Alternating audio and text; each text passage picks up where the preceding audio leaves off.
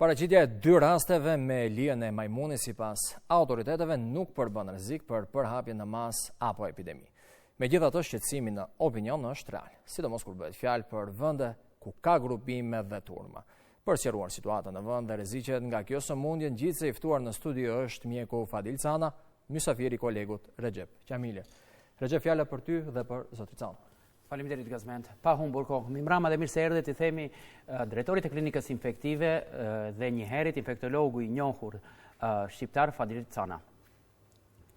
Zotri Cana, të friksuar nga pandemia, sidomos me virusin korona, pyetja e parë është për të sqaruar dilemat rreth kësaj çështje. A ka ose jo rrezik për përhapjen e kësaj sëmundje virusale në vendin tonë apo jo? Çdo herë kur bisedojmë për sëmundje infektive, rreziku ekziston për përhapje, por në rastin konkret rreziku është shumë minimal. Kjo nuk do të thotë që duhet jemi vigjilent, do të thotë që duhet jemi vigjilent, por s'duhet të kemi panik se kjo sëmundje mund të ketë përmasat e sëmundjeve tjera virale që shkaktojnë epidemi.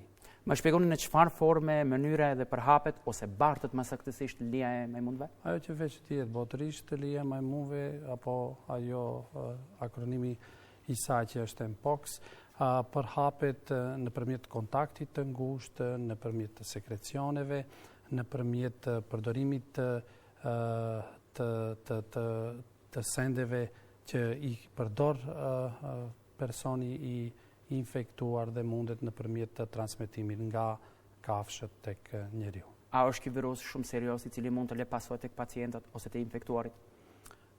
Kur flasim për sëmundje virusale, të gjitha kanë seriozitet, pasi që dihet se kur bisedohet për sëmundje virale, për shumicën e sëmundjeve virale nuk ekzistojnë trajtime specifike, do të thotë nuk ka ilaç konkret specifik që mundet t'i shëroj. Përse përket pasojave, ato mund të jenë si çdo sëmundje tjetër e cila zhvillohet në organizëm mund të lë pasoja, ashtu edhe në këtë rast kemi situatë ku mund të lë pasoja te organizmi i njeriut. Sa pacientë aktualisht janë shtruar në spitalin në klinikën infektive në Shkup?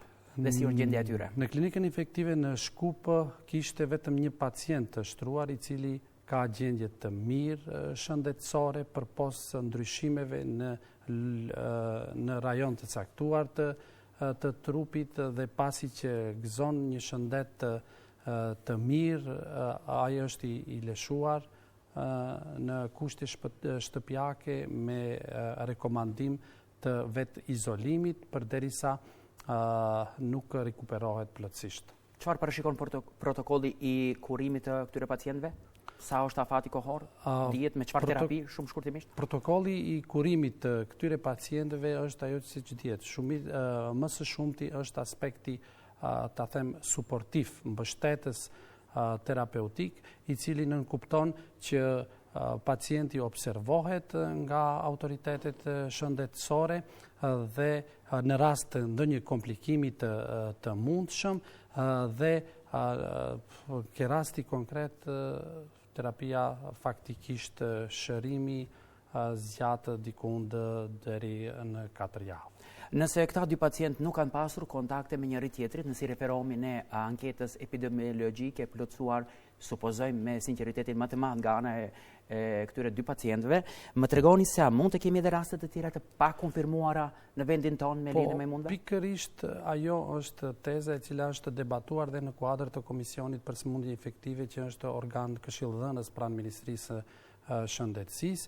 Në ta them besueshmërinë e anketës epidemiologjike të pacientëve të cilët është detektuar lija e majmunit.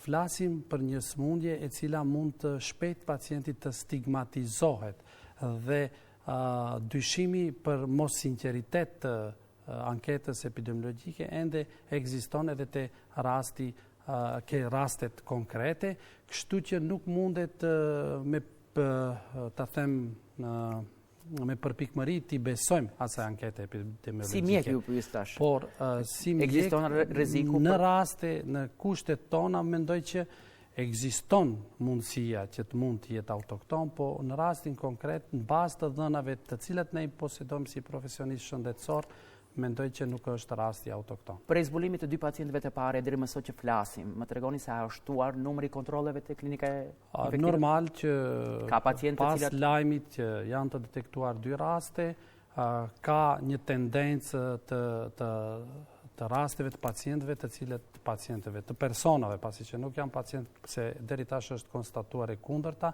të cilët çdo ndryshim në lëkurë tash e ndërlidhin me atë që mund të jetë lija e majmunit dhe normal që drejtohen në institucionin ton, pas bisedës, kontrollit, deri tash nuk është konstatuar që se jemi kufizuar me minutazhin. Më tregoni se a ka ndonjë grup moshe specifike të cilat janë për shembull predispozuara për të infektuar me lijen e majmunëve, nëse normal, grup moshat e vjetra, fëmijët, gratë, shtatzëne dhe në përgjithësi me një fjalë mund ta përfundojmë që është grup faktikisht